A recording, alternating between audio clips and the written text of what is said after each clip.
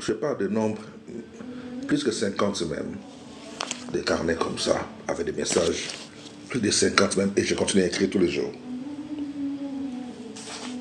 C'est pour ça que j'avais expliqué hier, comme je dis hier ou avant-hier, que juste à cause des choses comme ça, j'ai eu à tirer des messages là-dedans pour en faire un livret. Pourquoi j'ai réussi à faire un livre? Bon, c'est pas encore publié bien sûr, mais j'ai déjà réussi à terminer. Maintenant, c'est en phase correction. Pourquoi j'ai réussi à faire un livre avec des notes comme ça, que j'en ai beaucoup? Parce que comme j'ai l'habitude, moi-même déjà, d'acheter des livres depuis 30 ans déjà, j'achète des livres et de lire. J'achète des livres des autres, je lis beaucoup, j'aime beaucoup lire. Plus tu arrives à beaucoup lire, et tu comprends aussi que tu peux faire mieux que cette personne. Il faut mettre ça comme ça dans ta tête. Il ne faut pas lire seulement lire. Quand je lis, je dis, oh, mais la manière dont cette personne a écrit ce livre, je peux en faire mieux. Je peux faire mieux. Je peux faire mieux. Plus tu dis que non, je peux faire mieux, tu auras l'idée aussi déjà de commencer. Et comment commencer? Tu vas étudier aussi comment commencer, comment faire. C'est simple. Et cela, tout a commencé. J'ai pris plusieurs sujets.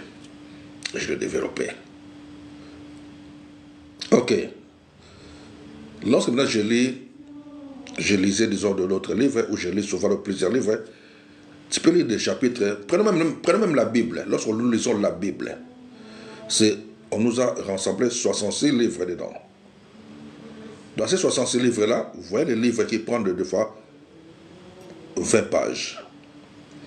Vous voyez des livres qui prennent des fois 3, 4, 5 pages. Et des livres qui prennent juste une seule page. Ou 2 pages. Des livres comme Jude. Jude, un seul chapitre. Donc ça prend juste recto verso, c'est fini. Quel livre encore? Tite, c'est des petits livres.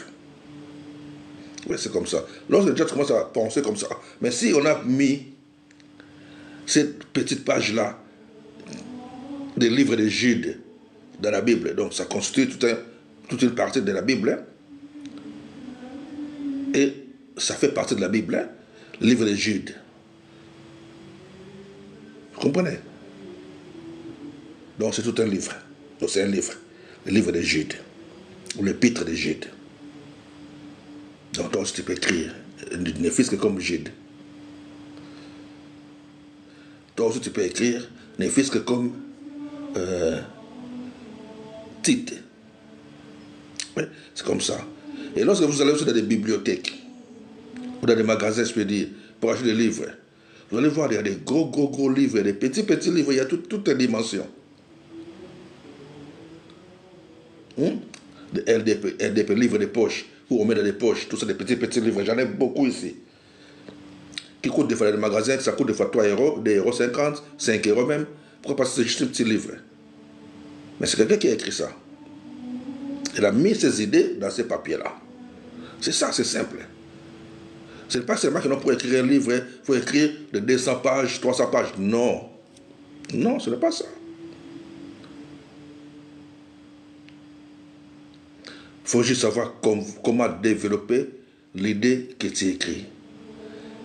Que ça soit bien écrit, bien précis, pour que les gens arrivent aussi à mieux comprendre ton idée, de ce que tu veux transmettre aux autres. C'est ça. Et moi, j'ai réussi à le faire. Je l'ai écrit. Maintenant, c'est correction. Bon, ça me prend du temps parce que je travaille aussi. Je ne peux pas arrêter de travailler et me concentrer que dans ça. Parce que beaucoup de gens qui écrivent ne travaillent pas, ils font que ça. Vous voyez ce que je dis? Ils sont que dans là. Moi, je n'ai pas besoin de me mettre que dans ça et de vivre dans ça. Non. C'est pour ça que je vais avec doucement. C'est un jour, j'ai fini la publication, la correction. Ça sera publié. Et si après la publication, ça rapporte d'une manière que je peux arrêter de travailler, ça va. Sinon, il me reste encore quoi, 10 ans à travailler, on peut dire quelque chose comme ça. Je continue à travailler, c'est simple. Donc on est là. Ok. Je dis, je vais lire quelques versets. Parce qu'il faut que je dors aussi. J'allais travailler le matin. Je J'étais à la maison pendant 5 jours. Donc demain, je reprends le chemin de fer. Demain, je reprends le chemin de boulot.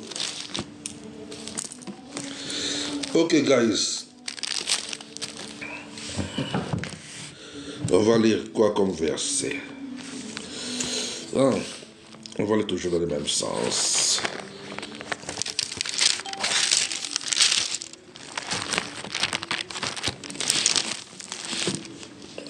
Où je me suis dit?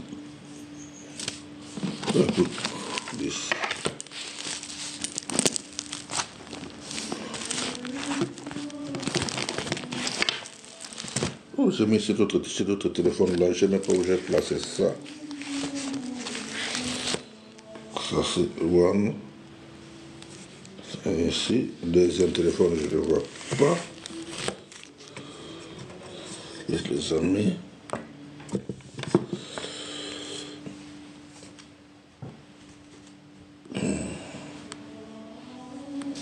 Ok, il est là. C'est bon.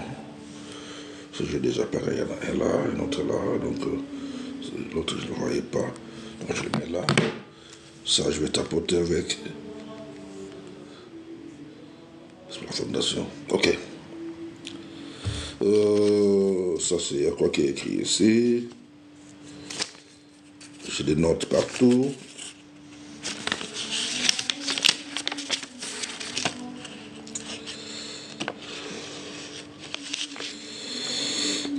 Tapoter la personne du Saint-Esprit. C'est quoi ici? La personne du Saint-Esprit. La personne du Saint-Esprit, vous connaissez que le Saint-Esprit c'est une personne. Okay. C'est pour ça que la Bible nous dit de ne pas attrister le Saint-Esprit. Une personne, ce n'est pas le corps. Une personne, c'est l'esprit. Et nous vivons dans ce corps. Faisons l'homme à notre image. L'homme a été créé. Nous sommes des esprits. Et nous habitons dans ce corps. Le Saint-Esprit, c'est une personne. C'est pour ça que dans la Bible, quelque part, on nous dit de ne pas l'attrister. On ne peut qu'attrister une personne. C'est le Saint-Esprit que la Bible nous demande de ne pas l'attrister. Et les corps, nous avons ces corps, ça nous permet de fonctionner avec ça sur cette planète. Ces corps physiques. C'est pour cela que vous pouvez aller dans des morgues. Dans des morgues, vous allez trouver des corps, mais qui n'ont pas de vie. La vie, c'est l'esprit. Ça veut dire des corps qui n'ont pas d'esprit. Parce que les esprits ont déjà quitté ces corps-là. Le corps est resté là sans vie. Parce que la vie, c'est l'esprit. Le Saint-Esprit, c'est une personne. La Bible nous demande de ne pas l'attrister. Nous, j'essaie de vous faire réfléchir et de vous pousser à comprendre petit à petit. Nous sommes des esprits. Nous habitons dans ces corps. Et nous sommes que des responsables de ces corps. Tu es responsable de ton corps. Moi, je suis responsable de mon corps. Moi, c'est l'esprit. C'est pour cela que je peux sortir de ce corps. Je peux sortir de ce corps et ce corps peut rester là. Mais je peux aller sans corps. 2 Corinthiens chapitre 12. 2 Corinthiens chapitre 12. Paul nous dit, je connais un homme qui fut ravi en esprit. Si c'était avec ou sans son corps, je ne sais, Dieu le sait. Voyage en extase. Bon, je vais parler dans des choses que beaucoup ne vont pas comprendre et n'aiment pas comprendre. Beaucoup n'aiment pas comprendre. C'est pour ça que je dis qu'on va commencer juste à lire des versets bibliques. Parce que lorsque je ne lis pas la Bible, je sais un peu de survoler seulement dans ce que je connais, que beaucoup n'aiment pas. Même si ce sont des choses où c'est même bien expliqué dans la Bible, mais les gens ne veulent pas. Que nous sommes des esprits et nous habitons dans ces corps. Nous avons ces corps juste pour fonctionner sur cette planète. Parce que pour fonctionner sur cette planète, tu dois voir ces corps. C'est pour cela, quelque part aussi dans le livre de Matthieu, on nous dit que, je pense, le livre de Matthieu, quelque part, on nous dit que lorsque les mauvais esprits ont quitté la vie d'une personne ou les corps d'une personne, ça veut dire quoi? Lorsque vous avez chassé les mauvais esprits dans les corps d'une personne, cette personne-là maintenant, dont on les a libérés ou on a chassé les esprits dans son corps, il doit tout faire maintenant pour protéger ce corps-là, pour ne plus que les mauvais esprits reviennent encore. Parce que les mauvais esprits rôdent toujours, cherchent là où ils peuvent habiter. Et lorsqu'ils trouvent que ce corps-là n'est pas protégé, ils reviennent encore beaucoup plus pour posséder ces corps. Parce qu'ils ont toujours besoin des corps pour fonctionner. Les esprits ont toujours besoin de ces corps pour fonctionner. Et lorsqu'ils viennent posséder ton corps, les mauvais esprits, lorsqu'ils viennent posséder ton corps, c'est eux qui vont te pousser à faire des mauvaises choses. Sur cette planète, les gens vont voir toi. Que c'est toi qui fais des mauvaises choses, qui commettent des bêtises. Mais c'est poussé. Ça que tu le saches. Parce que tu es possédé. Mais maintenant, lorsque tu sais comment repousser ça, tu sais comment te discipliner pour protéger ton corps contre les mauvais esprits, là, tu vas fonctionner avec les bons esprits. Les anges qui vont t'accompagner, te protéger pour que tu puisses faire des choses qui sont bien, correctes, en ordre. Paul nous dit, Romains chapitre 12, offrez vos corps comme un sacrifice vivant. Offrez vos corps. Qui va offrir son corps, c'est toi. Parce que c'est toi qui es le responsable de ce corps-là où tu es, où tu vis, où tu appelles moi. Mais toi, c'est l'esprit. Et toi, tu es seulement le responsable de ton corps-là. C'est toi qui permets à l'Esprit Saint, l'Esprit de Dieu, d'habiter avec toi, dans ton corps. Par ton comportement. Et c'est toi-même aussi qui peux faire de sorte que le Saint-Esprit n'ait pas fonctionné avec toi et que les mauvais esprits puissent prendre contrôle de ton corps. Et qu'ils puissent faire des choses mauvaises. C'est ça. Donc ce sont des choses, il faut que les gens arrivent à comprendre petit à petit. Il y a des choses que nous faisons, vous pensez que tu es comme ça, non, tu es possédé par les mauvais esprits qui te poussent à faire des choses mauvaises, à tenir des langages mauvais. Plus tu avances vers le bien, tout ce qui est mauvais quitte aussi ton corps. Tout ce qui est mauvais quitte aussi tes pensées. C'est pour ça que nous devons toujours amener nos pensées captives à l'obéissance de la parole de Dieu, pour que nous puissions vivre et fonctionner selon les pensées divines, en tant que citoyens célestes. Parce que nous devons croire que, nous devons accepter et croire que nous sommes des citoyens célestes, que nous avons le Saint-Esprit en nous, que nous sommes unis avec le Saint-Esprit dans ces corps. Que moi, mon corps, je ne suis plus seul, je suis avec le Saint-Esprit. Mon corps appartient à Dieu, parce que j'ai offert mon corps à Dieu comme un sacrifice vivant. Lorsque j'offre mon corps à Dieu, automatiquement son esprit, qu'on appelle le Saint-Esprit, vient fonctionner avec moi dans ces corps.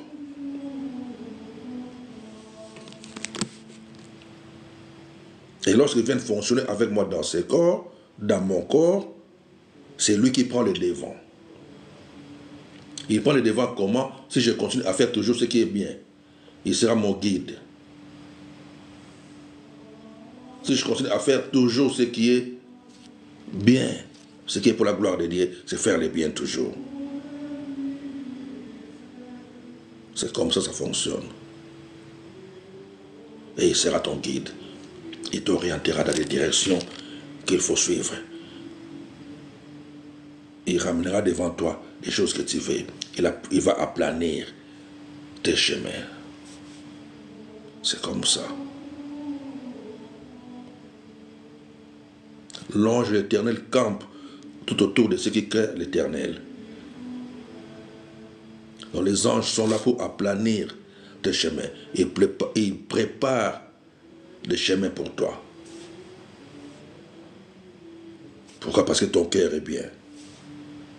Ton cœur est bien comment? Tu ne penses pas mauvais pour les autres. Ce n'est pas le fait de dire que non, j'aime Dieu, non. C'est comment tu fonctionnes avec ton cœur vis-à-vis des autres que tu vois. Parce que nous ne voyons pas Dieu, nous voyons que des gens qui sont autour de nous. On ne voit pas Dieu, on voit ceux qui sont autour de nous. La Bible nous dit, nous sommes environnés d'une si grande nuée de témoins. Les témoins là sont des gens que tu vois, qui sont tout autour de toi. Et ceux que nous ne voyons pas, mais qui sont invisibles comme on dit.